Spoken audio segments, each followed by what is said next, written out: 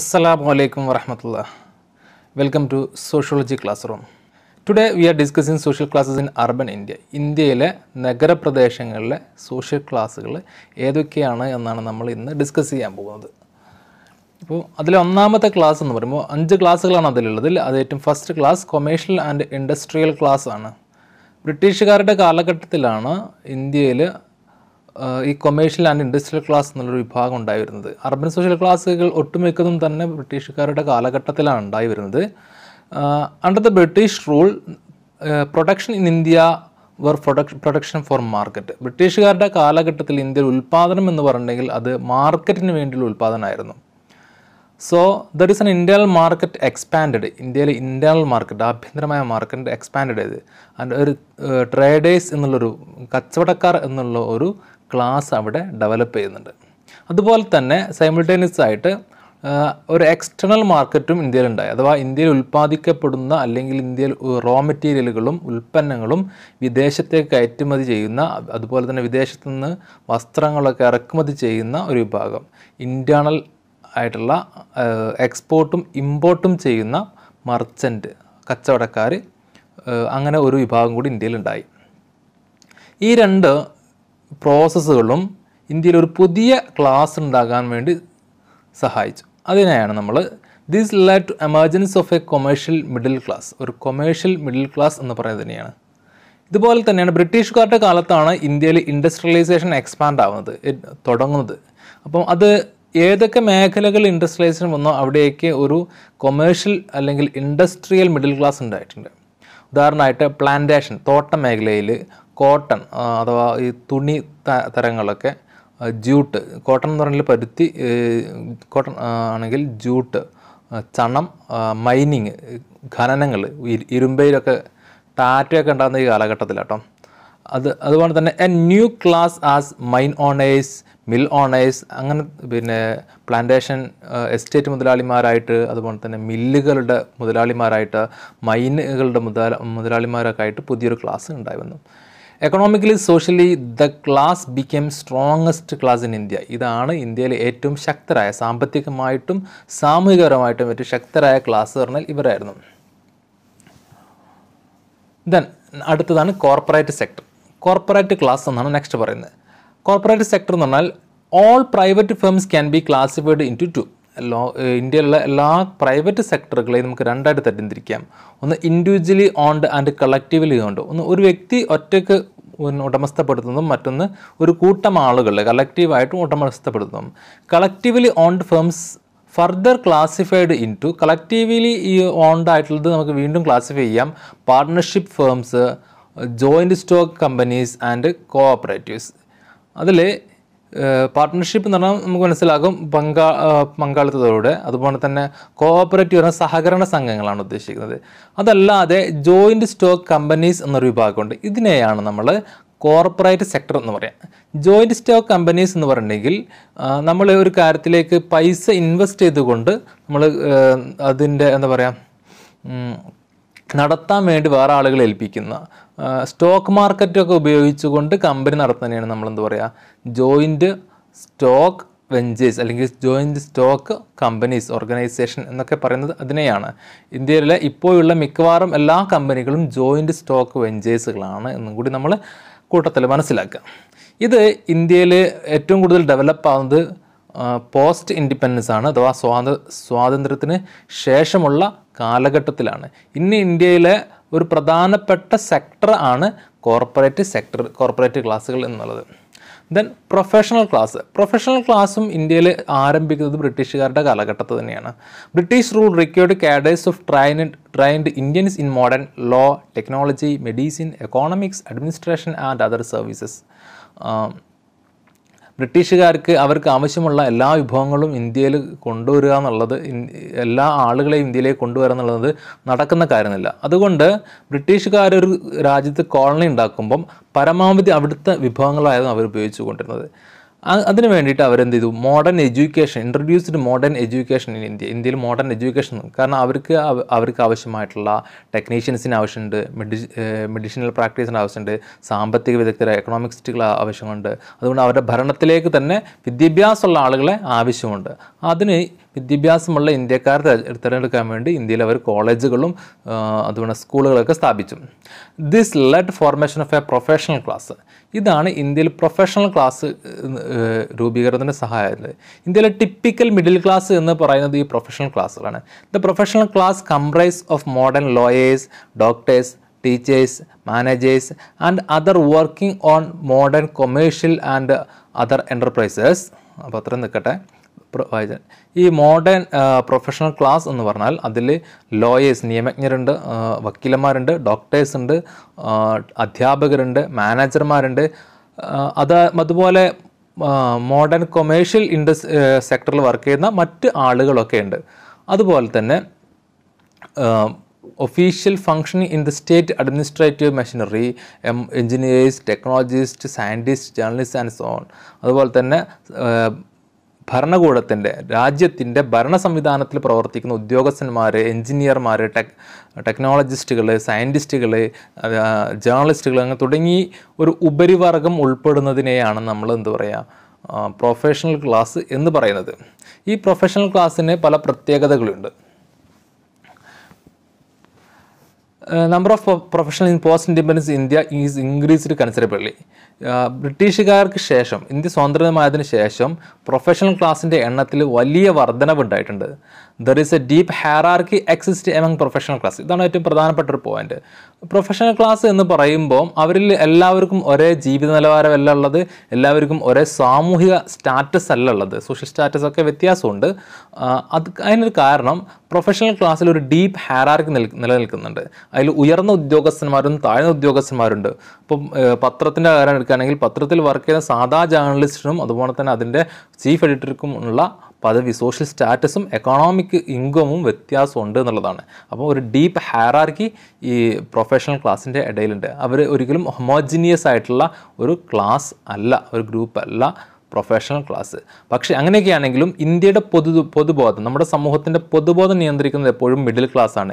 ഇന്ത്യയുടെ middle class എന്ന് പറയുന്നത് ഈ പ്രൊഫഷണൽ ക്ലാസ്സിനെയാണ്. പ്രൊഫഷണൽ ക്ലാസ് ആണ് മിഡിൽ ക്ലാസ്സിൻ്റെ നല്ലൊരു ഭാഗവും ഉള്ളത് എന്നുള്ളത്.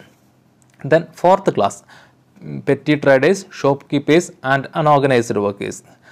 അർബൻ ഏരിയയിൽ ബ്രിട്ടീഷുകാർ ഇന്ത്യയിലേക്ക് വന്നു. അർബൻ ഏരിയയിൽ ഒരു petty traders and shop keepers എന്ന ഒരു വിഭാഗമുണ്ട്, ഒരു ക്ലാസ് ഉണ്ട്.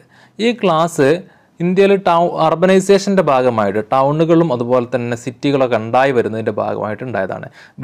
അതിനർത്ഥം വലിയ ഡൽഹി, മുംബൈ പോലെയുള്ള വലിയ നഗരങ്ങളിൽ മാത്രമല്ല, ചെറിയ നഗരങ്ങളിലും മഞ്ചേരി, തിരൂർ പോലെയുള്ള ചെറിയ നഗരങ്ങളിലും ഇത്തരം അർബനൈസേഷൻ്റെ ഭാഗമായിട്ട് എന്ത് ചെയ്തിട്ടുണ്ട്, പുതിയ ഇങ്ങനൊരു വിഭാഗം ഉണ്ടായിട്ടുണ്ട്. ഈ വിഭാഗത്തിൽ എന്താണെന്ന് പറഞ്ഞാൽ they constitute the link between producers of goods and commodities and the mass of consumers.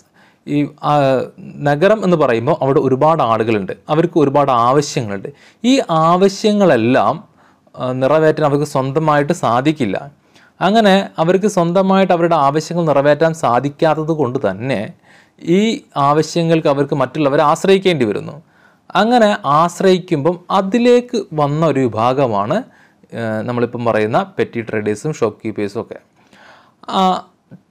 ഇവർ സ്വാതന്ത്ര്യത്തിന് ശേഷം ഇവരുടെ എണ്ണത്തിൽ മറ്റ് ഗ്രൂപ്പുകളെ പോലെ തന്നെ വൻ വർധനവുണ്ടായിട്ടുണ്ട്. അതൊരു കാര്യം ഞാൻ പറയാം.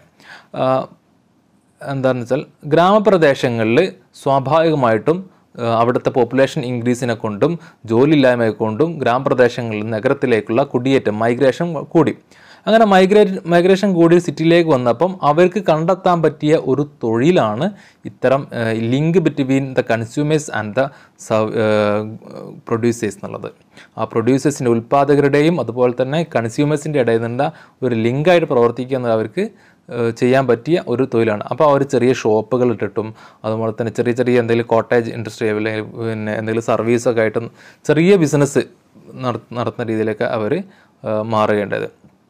അതുപോലെ തന്നെ ഷോപ്പ് കീപ്പേഴ്സൊക്കെ ആയിട്ട് കടകളിലൊക്കെ നിൽക്കുന്ന ആളുകളൊക്കെ ആയിട്ടാണ് ഇവർ മാറിയത്. അതുപോലെ തന്നെ മറ്റൊരു പ്രധാനപ്പെട്ടൊരു വിഭാഗമാണ് ഇതിൻ്റെ കൂടെ തന്നെയുള്ളതാണ്. പിന്നെ ഈ ഗ്രാമപ്രദേശങ്ങളിൽ നിന്ന് ഒരുപാട് ആളുകൾ വന്നപ്പോൾ അതിൽ ബഹുഭൂരിപക്ഷം ആളുകളും എഴുത്തും വായനയും അറിയാത്ത, അല്ലെങ്കിൽ നഗരപ്രദേശത്തിൽ ഓർഗനൈസ്ഡ് സെക്ടറിൽ വർക്ക് ചെയ്യാൻ വേണ്ട സ്കില്ലില്ലാത്ത ആളുകളായിരുന്നു, എന്തെങ്കിലും ഒരു തൊഴിലൊന്നും പഠിക്കാത്ത ആളുകളായിരുന്നു. അതുകൊണ്ട് തന്നെ ഓർഗനൈസ്ഡ് സെക്ടർ എന്ന് പറഞ്ഞിട്ടുണ്ടെങ്കിൽ നമ്മൾ എന്തെങ്കിലുമൊക്കെ ടെക്നിക്കലായിട്ട് വർക്ക് ചെയ്യാൻ പറ്റുന്ന അല്ലെങ്കിൽ ഗവൺമെൻറ്റിൻ്റെ കണക്കിൽ വരുന്ന ആളുകളാണ് നമ്മൾ ഓർഗനൈസ്ഡ് സെക്ടർ എന്ന് പറയാം. ആ ഓർഗനൈസ്ഡ് സെക്ടറിൽ അവർക്ക് വർക്ക് ചെയ്യാൻ പറ്റിയിട്ടുണ്ടായിരുന്നില്ല. കാരണം അവരുടെ കയ്യിൽ അതിനുള്ള ഒരു പ്രീ റിക്വിസിസ്റ്റ് എന്ന് പറയുന്ന പോലെ അതിന് വേണ്ട വിഭവങ്ങൾ അവരുടെ കയ്യിലുണ്ടായിരുന്നില്ല. വിവരമോ അറിവോ അതല്ലെങ്കിൽ അതിനാവശ്യമായ വിദ്യാഭ്യാസമോ യോഗ്യതയോ അവർക്ക് ഉണ്ടായിരുന്നില്ല. അങ്ങനെയാകുമ്പോൾ അവർ അൺഓർഗനൈസ്ഡ് ആയിട്ടുള്ള സെക്ടറിലായിരുന്നു അവർ വർക്ക് ചെയ്യുന്നത്. The large scale migration towns and search എംപ്ലോയ്മെൻറ്റിന് വേണ്ടി അവർ വന്നപ്പോൾ അവർ കൂടുതലായിട്ട് ഇത്തരം മേഖലകളിൽ അൺഓർഗനൈസ്ഡ് ആയ സെക്ടറിലാണ് അവർ വർക്ക് ചെയ്തിട്ടുണ്ടായിരുന്നത്.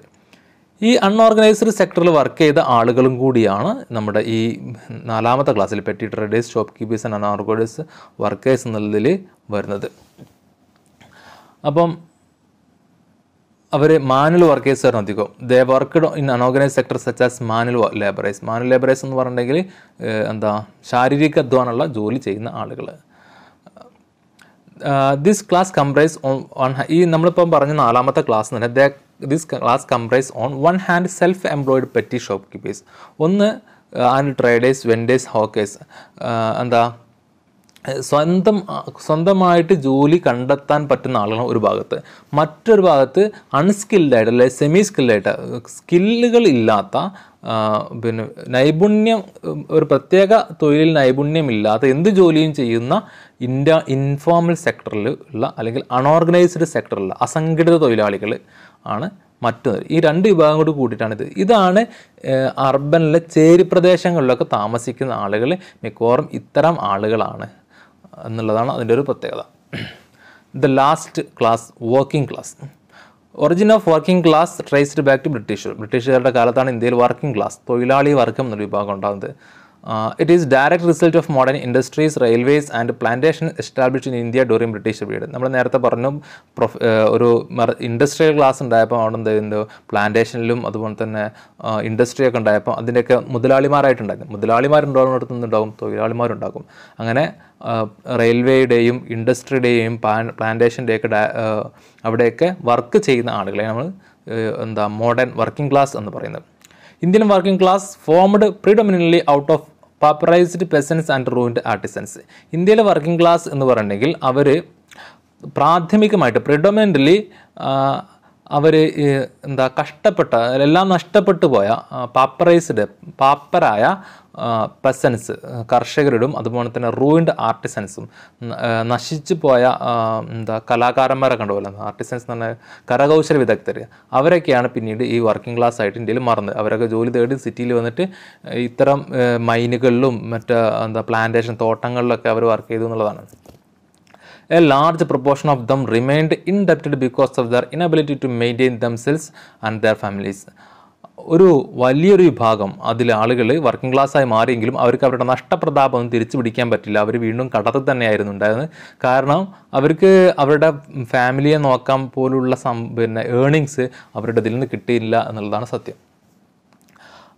ബ്രിട്ടീഷുകാർ അത്രയും വളരെ മോശമായിട്ടായിരുന്നു വർക്കേഴ്സിനോട് പെരുമാറുന്നത് എന്നുള്ളത്, അടിമകളെ പോലെയായിരുന്നു പലയിടത്തും പെരുമാറുന്നത്.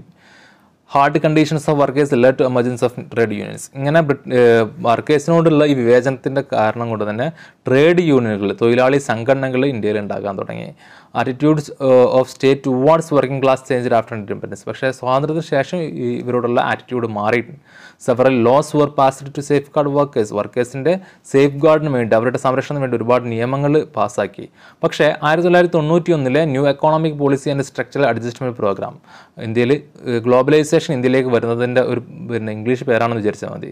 1991 അന്ന് മുൻ പ്രധാനമന്ത്രിയായിരുന്ന മൻമോഹൻ സിംഗ് ഇന്ത്യയുടെ ധനമന്ത്രിയായിരിക്കുന്ന സമയത്താണ് ഇതെല്ലാം കൊണ്ടുവരുന്നത്. ഗാട്ട് കരാറിൽ ഇന്ത്യ ഒപ്പുവെക്കുന്നത്, general agreement on trade and tariff എന്നുള്ള ഗാട്ട് കരാറിൽ. അതുകൊണ്ട് വേൾഡ് ട്രേഡ് ഓർഗനൈസേഷനിൽ ഇന്ത്യ അംഗം എടുക്കുന്നതൊക്കെ ഈ സമയത്താണ്. അതിൻ്റെ ഭാഗമായിട്ട് ഇന്ത്യയിൽ ഗ്ലോബലൈസേഷനും ലിബറലൈസേഷനും വന്നു, അതിൻ്റെ കൂടെ പ്രൈവറ്റൈസേഷനും വന്നു.